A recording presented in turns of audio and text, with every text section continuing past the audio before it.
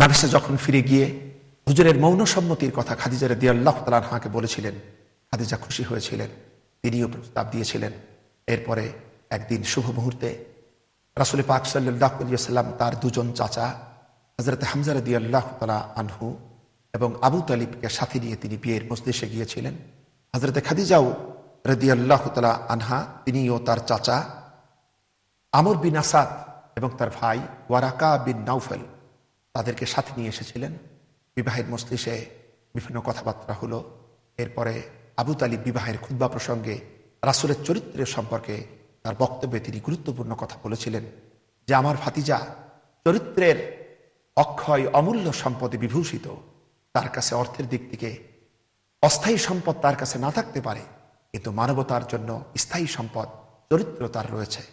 এরপরে সুন্দর পরিবেশে দুজনের বিয়ে হয়ে গেল। এজন্য আমাদের ভাষায় আমরা বলতে পারি এই দুই বিবাহ ছিল যেন মানিক জোড়, একদিকে আলামিন আর সাদিক, অন্যদিকে তাহেরা।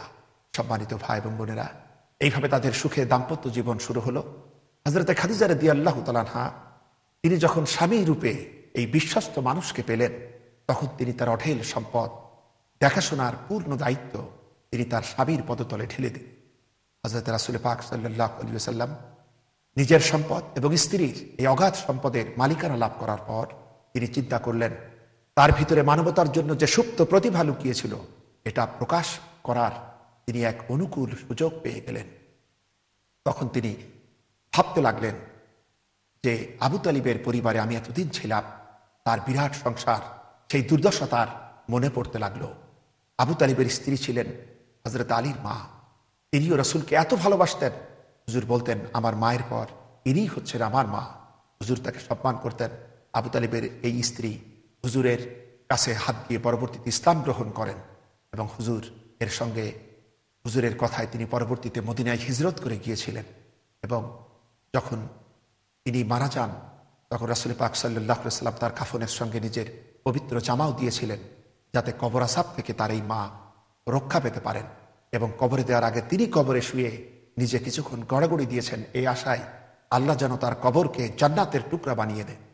সম্মানিত ভাইরা, হযরত রাসূল পাক সাল্লাল্লাহু আলাইহি ওয়াসাল্লাম নবুয়তের পূর্বে তিনি ভাবতে লাগলেন অর্থ সম্পদের অধিকারী হয়ে যে চাচার এই কষ্টের সংসার, চাচাকে কিভাবে একটু আসানি দেওয়া যায় তা চিন্তা করে তিনি তার ধনাঢ্য চাচা হযরত আব্বাস রাদিয়াল্লাহু তাআলা আনহুর কাছে গিয়ে বললেন, চাচা যান, আপনি তো জানেন আবু তালিবের অবস্থা কি, তিনি বিরাট সংসার নিয়ে হিমশিম খাচ্ছেন, আমি আর আপনি কি পারি না তার দুটি সন্তানকে দিয়ে এসে প্রতিপালন করতে?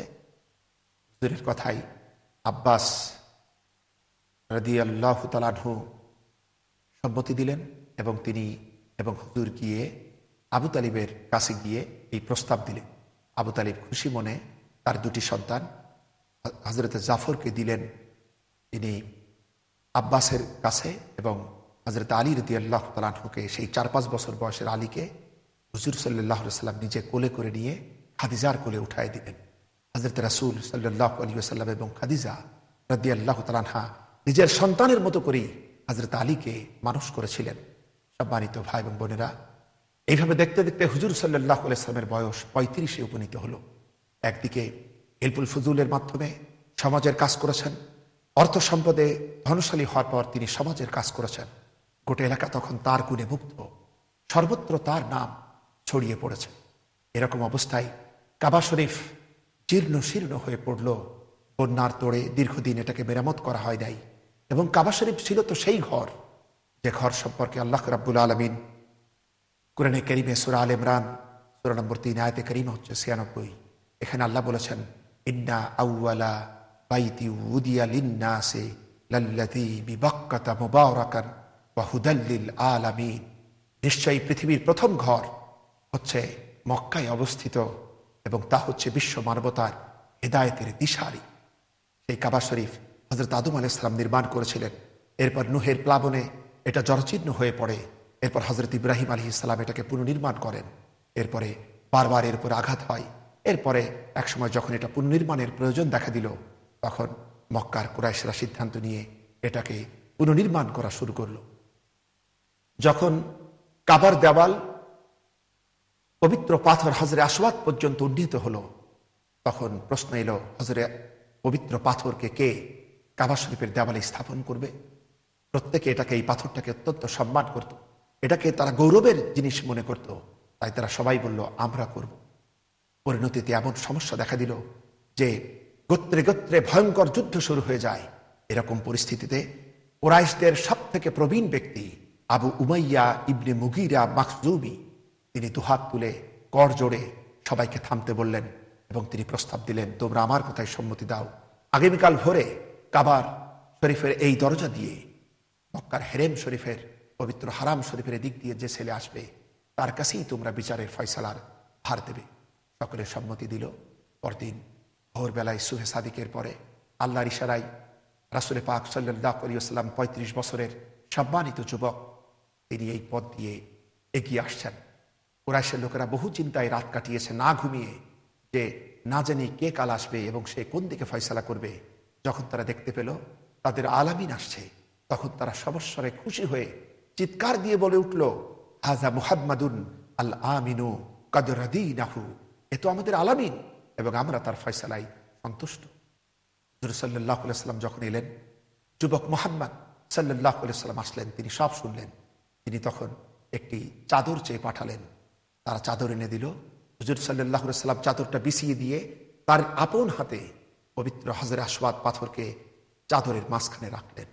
রেখে তিনি বললেন, এবার আপনাদের গোত্রদের ভিতর থেকে আপনাদের মনোনীত একজন এসে চাদরের কর্নারে চাদরের চারিপাশে ধরুন। তারা তখন এগিয়ে এলেন এবং তারা সকলে মিলে চাদর ধরলেন। চাদরের মাধ্যমে পাথর বহন করে কাবার কাছে নিয়ে আসা হলো, এরপরে রাখা হলো। হুজুর সাল্লাল্লাহু আলাইহি ওয়াসাল্লাম আপন হাতে পাথরটি তুলে কাবা শরীফের দেওয়ালে লাগিয়ে দিলেন। সুবহানাল্লাহি বিহামদিহি।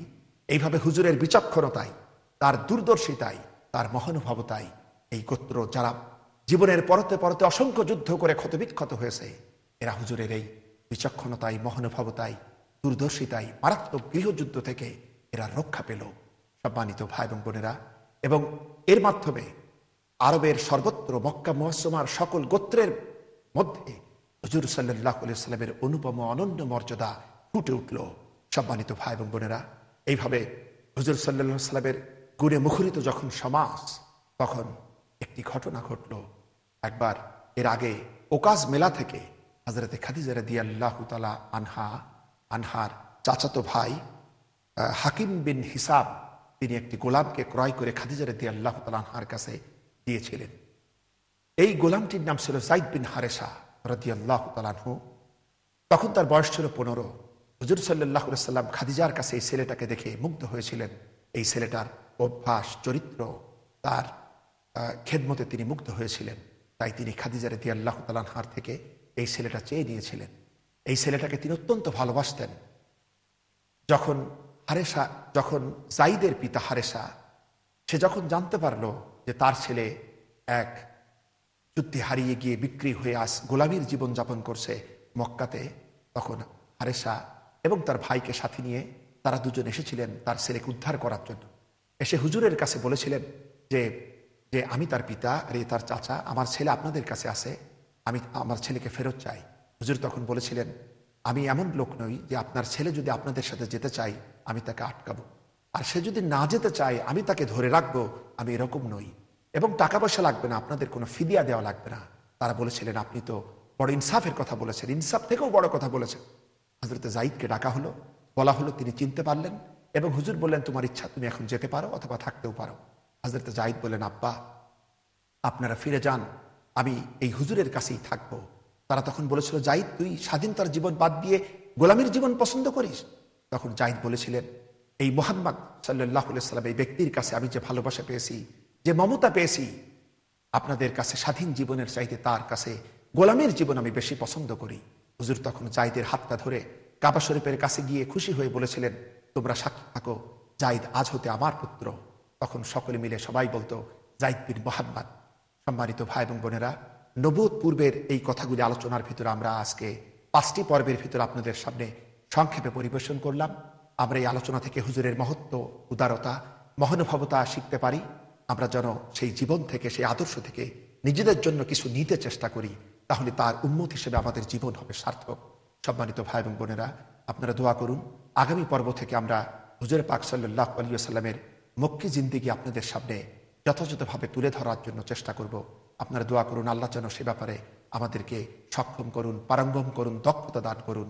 আমরা সকলেই পড়ি আমিন। আখরি দাওয়ানা আনিল হামদুলিল্লাহি রাব্বিল আলামিন। আসসালামু আলাইকুম ওয়া রাহমাতুল্লাহি ওয়া বারাকাতুহু। يا أيها النبي إنا أرسلناك شاهدا ومبشرا ونذيرا وداعيا إلى الله بإذنه وسراجا منيرا وبشر المؤمنين بأن لهم من الله فضلا كبيرا.